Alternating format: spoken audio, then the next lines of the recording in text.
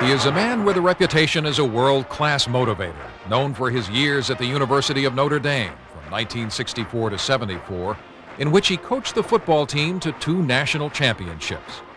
He was energetic and inspiring and passionate. G.K. Chesterton once wrote that of all the sins, indifference is by far the worst. It is my pleasure to introduce to you a man that Mr. Chesterton's indictment certainly does not pertain to, Ara Parseghian. This legendary former coach got a standing ovation last January 23rd as he received a March of Dimes Lifetime Achievement Award. But when he went to the podium to address the audience, Ara Parseghian, for the first time publicly, spoke of a crisis that had jolted him to a new commitment.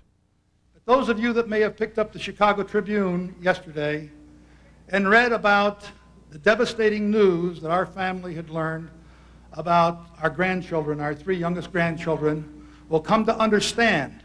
Those 3 grandchildren, late in 1994, had been diagnosed with a rare and fatal disease. And Parseghian, at the age of 72, has come out of a leisurely retirement to dedicate himself to finding a cure. My lifetime isn't over with yet. I'd like to think not. I may be on the 4th quarter. And my greatest achievement, I would like to think, is maybe ahead of me. I hope you'll join me in that effort. Thank you very much. He didn't want to go back in the trenches and start working again, but he has. He needs to for us, he needs to for the kids, and I'm sure he needs to for himself. I don't think he'd feel good about it if he didn't. Mike Parseghian is Ara's son. He and his wife Cindy of Tucson, Arizona have 4 children, 3 of whom have been diagnosed with the fatal disease called Niemann-Pick type C. They are 4-year-old Krista, 6-year-old Marcia, no, you mean a red stripe? And 8-year-old Michael. Only 11-year-old Ara, named for his grandfather, isn't affected. Mike and Cindy learned late in 1994 that a series of diagnoses had come back positive for each of their 3 youngest children.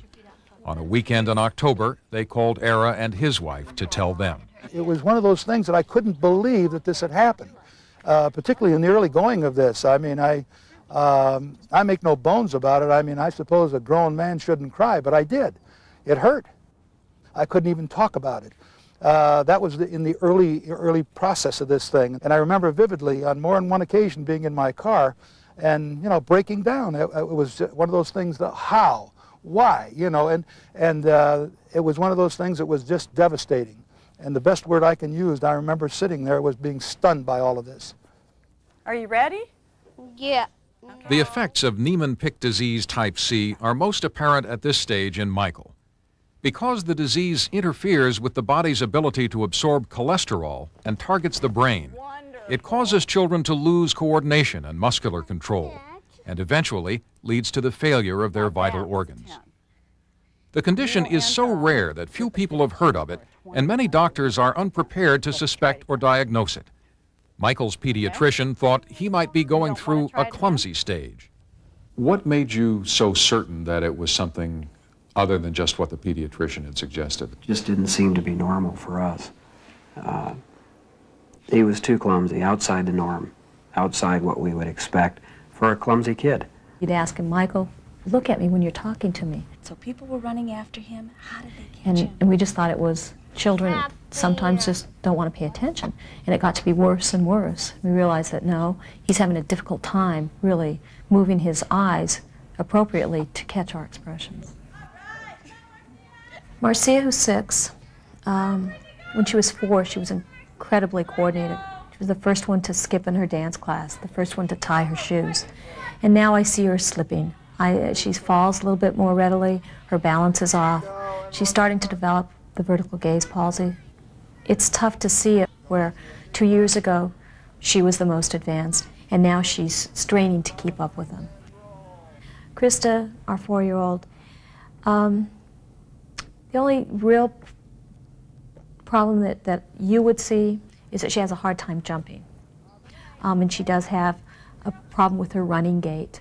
But for the most part, if another parent looked at my child, they would say, oh, she's perfectly fine. And to look at your children, treat your children in a slightly different manner when you have this kind of information about them?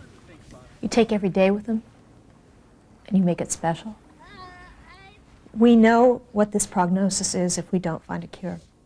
And so we take every day, and we know that we value the children and the time we spend with them.